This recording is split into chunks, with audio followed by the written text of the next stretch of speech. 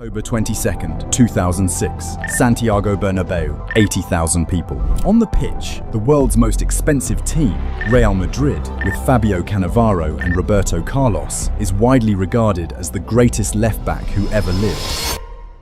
He would face a small kid from Argentina, wearing the number 19 shirt, who lived in the shadow of Ronaldinho. The teenager wouldn't score that night, but by the end of the game, he would end the careers of the world's most feared defenders. Before you see what a teenager did to these two men, you need to understand exactly who they were in October 2006. Not just good defenders, not just experienced veterans. These were the two most decorated defenders on the planet, and both were operating at the absolute peak of their powers. Start with Cannavaro. 4 months before this match, he walked into the 2006 World Cup in Germany as Italy's captain and walked out carrying the trophy. 7 games, 2 goals conceded across the entire tournament, neither from open play. 1 was an own goal, the other was a penalty. 71 clearances, 42 interceptions, 83% of his duels won. In the semi-final against the host nation, he delivered a performance so flawless, every pass completed. 9 major defensive interventions that German fans applauded him off the pitch. They called him Il Muro di Berlino, the Berlin Wall. He stood 5 feet 9 inches. Centre-backs half a foot taller couldn't outjump him. Strikers who outweighed him by 20 pounds couldn't outmuscle him. He didn't defend with size or speed. He defended with timing, positioning, and a footballing brain that processed danger before it arrived. In fact, 1 month after this match, on November 27, 2006, Cannavaro would be awarded the Ballon d'Or, the best player in the world. Only the 3rd defender in history to win it, after Beckenbauer and Sammer. No defender has won it since. The man standing in the center of Real Madrid's defense on the night of October 22, 2006, was by every measurable standard the single best defender alive. But he wasn't alone on that left side, and the man beside him had his own collection of trophies that most footballers couldn't accumulate across 3 careers. Roberto Carlos arrived at Real Madrid in 1996 and never left. 11 seasons, 584 appearances, 3 Champions League titles, 4 La Liga titles, a 2002 World Cup winners' medal with Brazil, runner-up for the Ballon d'Or himself, runner-up for FIFA World Player of the Year. He was described by the New York Times as the most offensive-minded left-back in the history of the game. His free kick against France in 1997, the one that bent in a way physics shouldn't allow, is still replayed 3 decades later. He wasn't just a defender, he was an event. Every time he surged forward, stadiums held their breath. Together, Cannavaro and Roberto Carlos represented something specific: the old world of defending. Experience, authority, reputation. 2 men who had faced every elite attacker of the previous decade: Ronaldo, Henry, Zidane, Shevchenko, and survived them all. 2 World Cup winners, a Ballon d'Or between them, a combined 1,000+ professional appearances. This was the left side of Real Madrid's defense. This was where Barcelona's right winger would have to operate for 90 minutes. That right winger was a 19-year-old from Rosario, Argentina. He wore the number 19 shirt, not even the 10 yet, that still belonged to Ronaldinho. He'd played 1 El Clasico before, a 3-0 Barcelona win the previous season, where he'd impressed but hadn't scored. He was widely considered the most talented teenager in world football, but still widely considered Ronaldinho's understudy. He had never scored against Real Madrid. He had never scored in a match of this magnitude, and he was about to walk into 80,000 hostile fans at the Santiago Bernabeu and face the reigning World Cup winning captain and the greatest left-back in history at the same time on their pitch. Most 19-year-olds in that situation play safe, stay wide, pick their moments, respect the occasion, and respect the opponent standing in front of them. Messi didn't respect anything. What happened over the next 90 minutes left the greatest left-back alive, questioning everything he thought he knew about defending. Fabio Capello's Real Madrid were the best in the world. Cannavaro and Helguera in the centre, Roberto Carlos at left-back, Sergio Ramos on the right, Emerson sitting in front of the back 4 like a guard dog, Mahamadou Diarra beside him.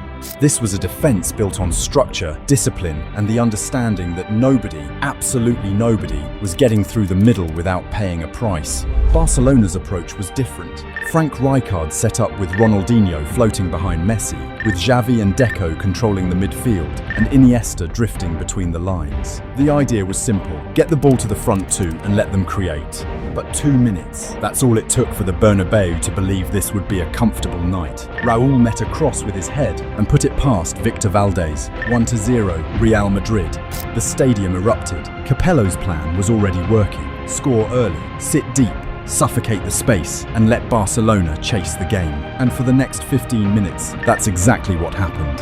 Messi was quiet. Every time he received the ball on the right side, a white shirt was already there. Roberto Carlos stayed compact, didn't give him a yard to turn. Emerson drifted across to double up whenever Messi moved inside.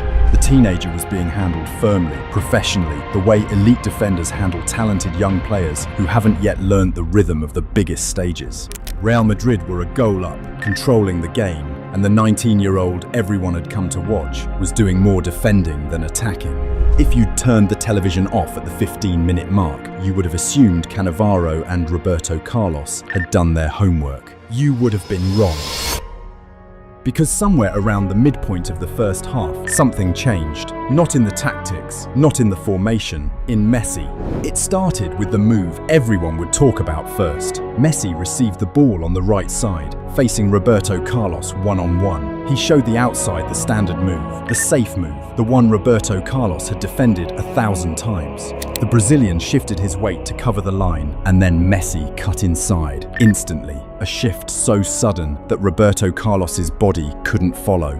The Brazilian's legs staggered, one step forward, one step sideways, as if the signal between his brain and his feet had been scrambled. He lost his balance completely and went down. Roberto Carlos hit the grass. By the time he scrambled back to his feet, Messi was 10 yards past him, driving forward with the ball, and the Brazilian was chasing a ghost. But chasing was all he could do now. Carlos sprinted after him. Diarra came across to cover. Another white shirt closed in from the right. The entire right flank of Real Madrid's defense collapsed toward the teenager, like gravity pulling everything into one spot, and none of it mattered. Messi kept the ball, kept moving, kept finding the extra half yard of space that shouldn't have existed between 3-4 converging defenders.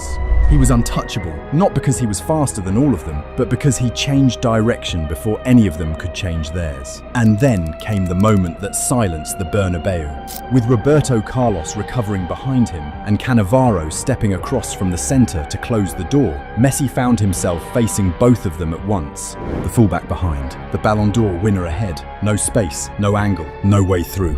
Messi went straight between them, one shift of the ball, through the gap that both defenders had spent their entire careers making sure never opened, and suddenly he was in the box. Through, clean, both men behind him, turning, beaten. Barcelona came inches from equalising. The chance that followed should have been buried. It wasn't, but the goal didn't matter. What mattered was the sequence that created it. A 19-year-old had put Roberto Carlos on the floor, outrun his recovery, shrugged off 3 covering defenders, and then slipped between the greatest left-back alive and the reigning best player on earth, as if they were training codes. The Bernabeu had gone quiet. This was still the home of Real Madrid, and they were still winning. But the noise had changed. The comfort was gone. Something was happening on that right side of the pitch that nobody in this stadium had seen before.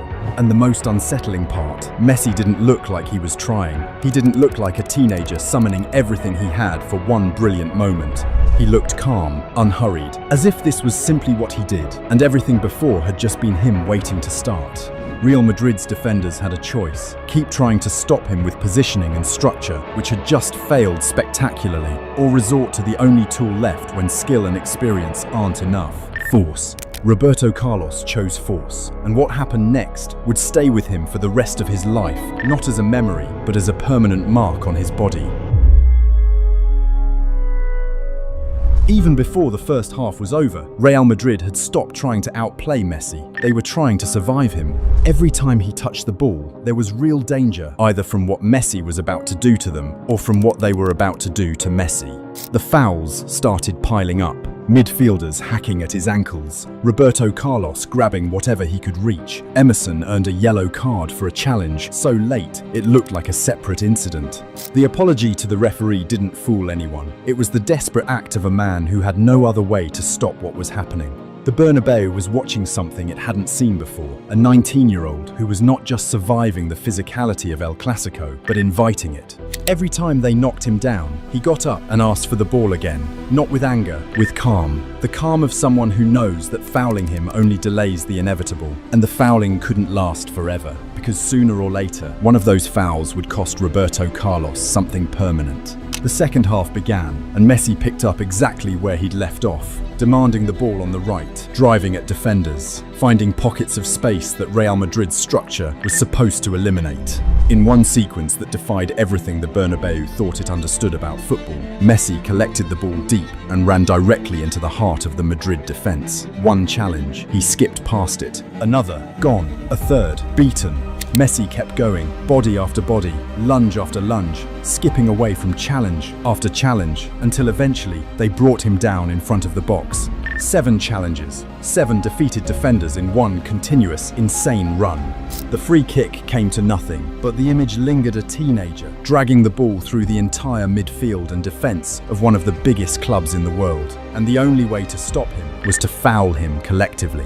Messi wasn't done. He laid the ball off to Good Johnson in a dangerous position, but the Icelander couldn't finish. He combined with Ronaldinho, the two of them exchanging passes, probing, trying to unpick the lock that Madrid kept slamming shut. Everything Barcelona created flowed through Messi. Every dangerous moment had his fingerprints on it, but the players he was feeding couldn't convert. And then, on a rare moment when Barcelona switched off, Madrid punished them.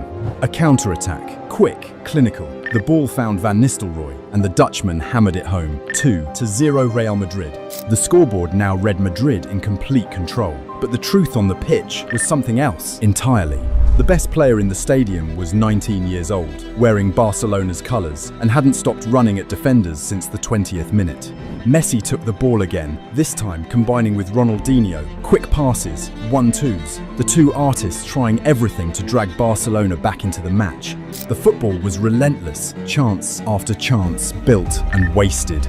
Barcelona's finishing was failing the teenager who was creating it all. Then Saviola, who had come on as a substitute, burst through and slipped Messi in behind the Madrid defense, clean through on goal. One-on-one with Casillas, the chance to make the scoreboard match the reality of what had been happening all night. Messi struck it. The ball flew just past the post, side netting. He should have scored. On another night, with another inch, the story of this match would be told differently. But the miss didn't change the truth of what everyone inside the Bernabeu had witnessed. A teenager who had been the most dangerous player on the pitch for 70 minutes against two of the greatest defenders alive. And there was still the matter of Roberto Carlos's finger. It happened in a moment that captured the entire night in one image. Messi on the ball, cutting inside, the same move that had been destroying Roberto Carlos all match. This time, the Brazilian didn't try to follow with his feet. He knew where that ended. He reached out and grabbed Messi's shirt, a fistful of fabric, the last resort of a defender who has exhausted every other option. Messi accelerated anyway. Roberto Carlos's finger caught in the shirt and bent the wrong way. Years later, on the OB1 podcast, Roberto Carlos held up his hand and told the story. "Look at my finger, it was because of Messi. I grabbed him by the shirt right here and he went, my goodness, Messi broke my finger. He was so good and so fast. He'd fake going on the outside and then cut inside. I still have the memory of him on my hand." He called it a souvenir, a broken finger, permanent. Physical evidence that one of the greatest defenders in history tried to stop a teenager with his hands, because his feet, his brain, his 11 seasons at the Bernabeu, and a World Cup winner's medal weren't enough. And then Emerson went further. Later in the match, he stamped on Messi's ankle. It should have been a second yellow, a red card. The referee waved it away. Messi suffered an ankle sprain that kept him out of the next match. The only way Real Madrid could finally stop Messi was to injure him, and even that only kept him quiet for one game. The final whistle blew. Real Madrid 2, Barcelona 0. Messi, 0 goals, 0 assists, a defeat, an ankle sprain, and a quiet walk down the tunnel. And yet every major Spanish newspaper named him the best player on the pitch. But the most important thing that happened that night didn't happen on the grass or in the press box. It happened in the tunnel when Roberto Carlos turned to the man walking beside him, the reigning Ballon d'Or winner, the captain who had lifted the World Cup 4 months earlier, and said 6 words that would echo across the next 20 years of football. The final whistle blew and the Bernabeu celebrated. 2-0, 3 points. Capello's plan had worked on the scoreboard at least, but in the tunnel, a different conversation was happening. Roberto Carlos walked off the pitch with a broken finger, a bruised ego, and the look of a man who had just encountered something he couldn't explain. Beside him was Fabio Cannavaro, the man who had stared down Zidane in a World Cup final, who had neutralized Henry across 120 minutes in Berlin, who was weeks away from being named the best player on earth. And Roberto Carlos turned to him and said, "My God, who is this player? He's the new Maradona." That's what made the words so powerful. This wasn't a defeated man offering excuses. This was a winner, a man walking off a pitch his team had just dominated on the scoreboard, admitting freely that the best player he'd ever faced was a 19-year-old on the losing side.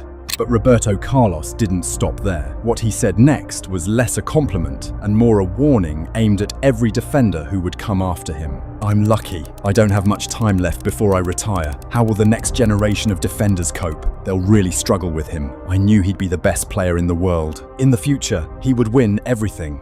Roberto Carlos left Real Madrid at the end of that season. He'd played his final El Clasico, and the last image he carried from the fixture that defined his career wasn't a trophy lift or a famous free kick. It was a broken finger and the memory of a 19-year-old who made him feel helpless. Cannavaro stayed, won 2 La Liga titles with Real Madrid, collected his Ballon d'Or 1 month later, continued to be recognized as one of the finest defenders of his generation.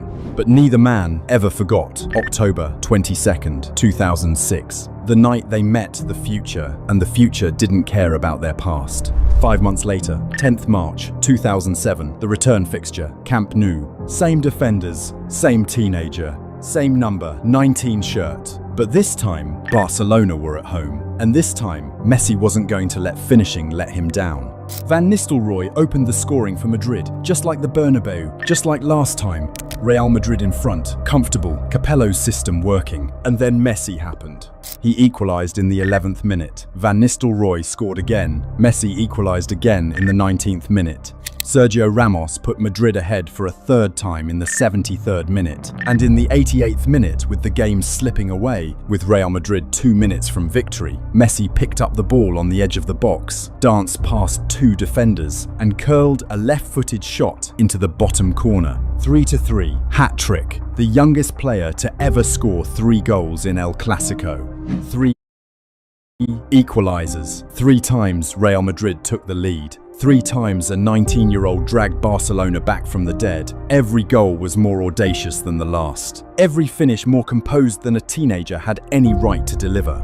The performance at the Bernabeu 5 months earlier had been the warning. This was the confirmation. The night Roberto Carlos told Cannavaro about was no longer a prophecy, it was reality.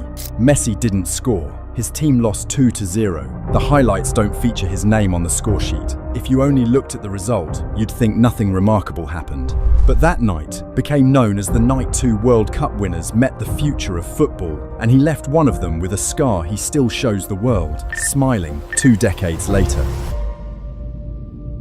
Messi didn't score, Barcelona didn't win, but Roberto Carlos walked off with a broken finger he still shows on camera 2 decades later, laughing, calling it a souvenir. And Cannavaro, the best defender alive, walked off knowing he'd abandoned his post to help a teammate who couldn't cope, and it still wasn't enough.